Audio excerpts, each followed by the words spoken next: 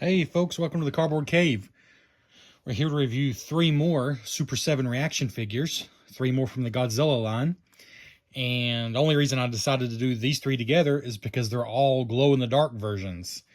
I'm starting to realize I might have as many weird glow-in-the-dark alternate color versions of these Godzilla reaction figures as I do the regular ones. In fact, I think I have more of the weird colors than I do the regular ones. But let's just go through it right quick. Anguirus here. To be honest, I would have been fine with the regular version of him for sure, but he seems to be hard to find right now. And I was able to find this guy for the normal price. So, and I do like the way he looks, especially with these gold spikes, which we'll get a closer look at.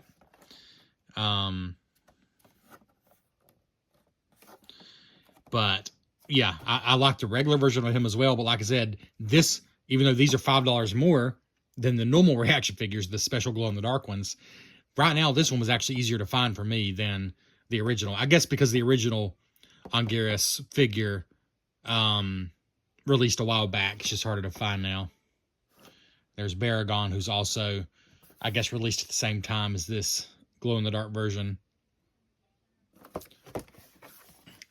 Then we got Megalon 73 version.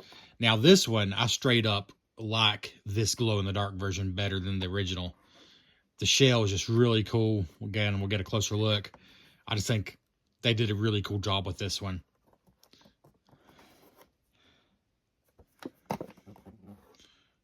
And he came out at the same time as the glow-in-the-dark Godzilla 74, it would seem. I'm not completely sure if I've seen that one, to be honest. Or it isn't necessarily glow-in-the-dark version, I'm not sure. But I think that's what it's saying, because there are only 2 in this wave, whatever you want to call it. Anyway, there's him. And then, Invasion of Astro Monster. This figure, with this goofy, fantastic victory pose, where he's standing up on his tail, is from Invasion of Astro Monster. I think it's a 1965 sci-fi Godzilla movie. There's a glorious poster on the back of the packaging here. This has to be one of the best back of the packages I've seen on any of these. I would totally just have that poster hanging up. I'm out of wall space. I would love to have that poster hanging up, but I just don't have anywhere to hang posters. I got too many shells and things on my walls.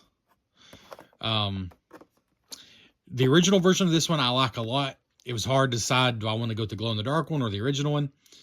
2 things made me go with this one. First of all, I like the gold detailing, and I love the gold dorsal fins. And the second thing is, I feel like it just fits. This is such a kind of goofy character to begin with. Like, a goofy pose. It's just ridiculous. And the sci-fi theme, I feel like the glow-in-the-dark one just made sense. But the original one's available. I know he's $20 on Amazon. Just the regular version is easy to find right now as well. So, anyways, we're going to open all these up and see what we got. Oh, Anguirus here doesn't really stand up because of the shape of the package, so just something to note. There we go. All right, and here they all are out of the package. Gotta say, this is a cool-looking trio. I think these are some of my favorites that I've gotten so far from the Super 7 Godzilla line. Again, they're all glow-in-the-dark versions, but thankfully they don't generally just do glow-in-the-dark and just stop there. They also add some cool extra flair. And in the case of the Victory Dance Godzilla here, that gold on his belly and on his dorsal fins just really stands out. The shell and the red highlighting paint on Megalon is just fantastic. We'll take a closer look at all 3 of these in just a second. And Anguirus, just all those gold spikes. And oh my goodness, those spikes are sharp. Just really surprised how sharp they are. So that being said, why don't we go ahead and just start with Anguirus here. All right, you guys go over to the side a little bit. So he is unique, at least in the ones that I have, because he is on all 4s. That had to be just an absolutely miserable role for the actor to play. I mean, I don't know. I don't want to put words in their mouth, but yeah. Like the actor in the suit for the movie, the figure looks kind of awkwardly on all fours. Like it doesn't look like a creature that's meant to be on all fours. It sort of looks like a person in a suit pretended to be a creature on all fours, which is, what it really was. A couple of things that are interesting here. So pretty much all glow in the dark, just as you'd expect on the bottom. But, this like burgundy, burnt red color to still give it some definition, which I appreciate. Then all the gold is just really cool. These, very sharp. There's a lot of them, and they're very sharp. The most impressive thing about him, for sure. So, articulation, his head spins as any of the other ones do. 360 if you wanted to. Arms move, as far as you can physically move them until they hit something. And legs, although he's in this hunched position, do move. This is hilarious. His tail moves. But I dare you to turn this tail without hurting yourself. Like, you have to, this very bottom is the only place. Like, you want to grab right here, and that is a terrible place to grab. On both sides, you're going to get it. You try to grab at the back, and these little ones get you. There is nowhere to hold this without getting hurt, and turn the tail. But I promise you, it does turn. But yeah, it's you're gonna hurt yourself. Funny enough, he does have a hole in each foot, so he can stand on a figure stand.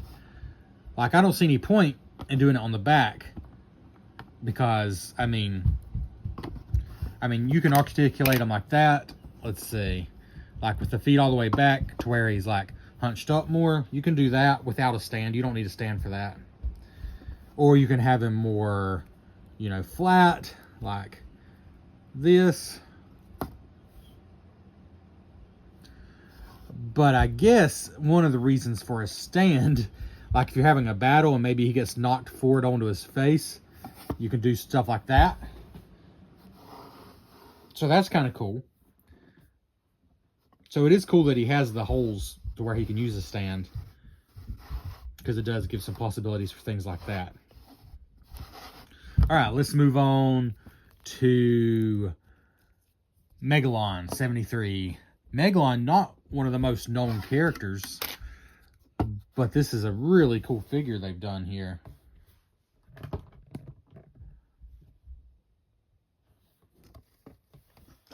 Just really good, I think, choices for the colors for this special colorway, the glow in the dark. Like I said, I really love the red painting there. And the silver there on his arms.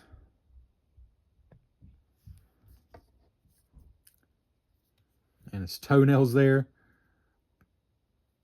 The golden, I'm not sure, horns, antenna, whatever these are exactly. Golden eyes are really nice. But his shell is definitely the highlight for me here. Really love what they did with that. I think it kind of puts this one above the original version of this figure just because of that. I think it's a really cool look. So articulation in him is what you'd expect. His head spins 360. Arms. Legs. Pretty much 5 points for articulation, or 6 if they have a tail. It's pretty much the standard. Anguirus had 6 points of articulation, including the tail. It's really hard to not hurt yourself. His tail does spin as well here, so he does have the 6 points of articulation. And again, has the holes in the feet, so for example, if you were having a battle, maybe he was getting, I don't know, let's see here. Well, that leg doesn't really go any further back than that. So, I guess maybe something like this. Sorry, Roz, I'm bumping the camera. I'm nothing if not a consummate professional. Yeah, it's like he could be getting knocked over. Again, I think these figures stand so well. They're so small and just sturdy that you don't usually need the stands unless you want to have like a battle scene where they're getting knocked over. And it is cool they have the holes in the feet so you can do stuff like that. Yeah. But that's probably about the only time you'd use something like that for these figures. But it works well. And then we got Invasion of Astro Monster, Godzilla, glow-in-the-dark version. He's just really cool.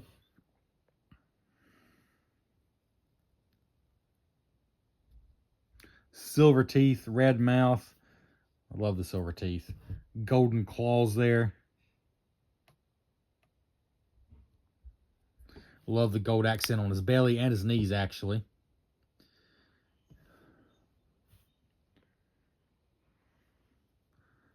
And his nails there. Claws, like I should say. Toenails doesn't feel right. But I love the dorsal fins. That's my favorite part. He's actually got gold from head to toe. Or sorry, head to tip of tail, I should say. But the dorsal fins are really the standout here to me. Really like those a lot.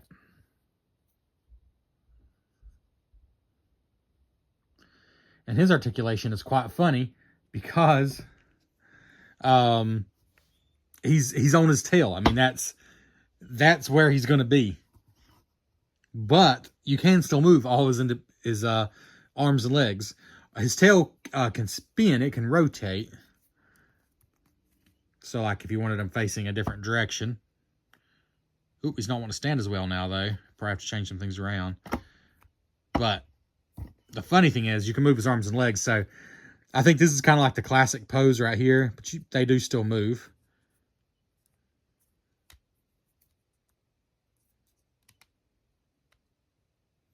The same thing with the arms and legs. I'm sorry, the legs.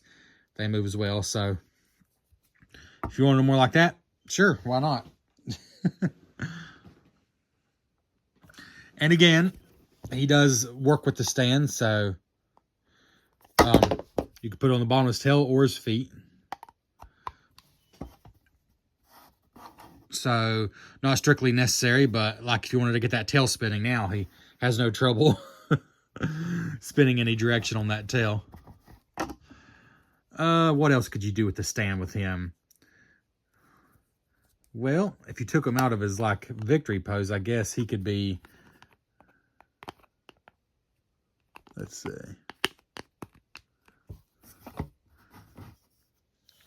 You know, I don't know if you really need the stand for that, though. I think you could probably just do that on his own. Yeah, I mean... But clearly, then his tail just looks funny. He is clearly meant to be in his victory pose, so that is where he will be.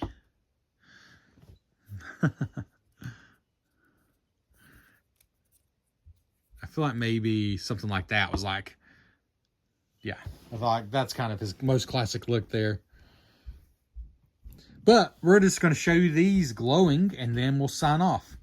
Oh, because it's going to be dark, because I'm actually recording this in daylight, I'm going to have to go to a dark room to show you the glowing effect. Let me just go and give these guys a review. I mean, I've not really been assigning numbers of these, because what you see is what you get.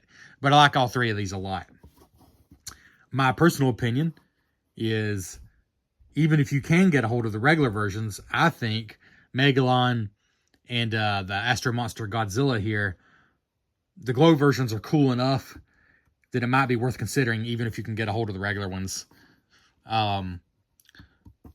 Whereas on Gearus, I like the glow version, but I also like the regular version just as much. So I think that's just going to come down to preference. Although these gold spikes are pretty cool. So in my case, though, like I said, this was actually the easier one to get a hold of. So that's why I went with him.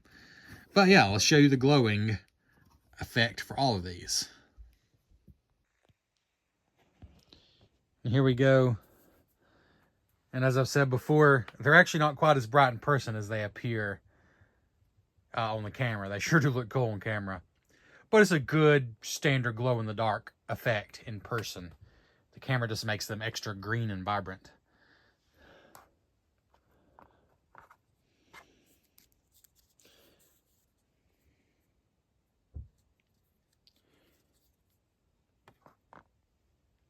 Mystery Godzilla looking cool here. Obviously, where there's paint, they don't glow. It's just where it's the standard glow-in-the-dark material. And on Geras here, on his belly, you can't see quite as much unless you get him up like that. It's really his underside that really glows. Yeah, anyways, just wanted to show you all that. Thanks for checking out the Cardboard Cave. Please leave a comment on your thoughts on these, and consider subscribing to the channel. We'll catch you next time.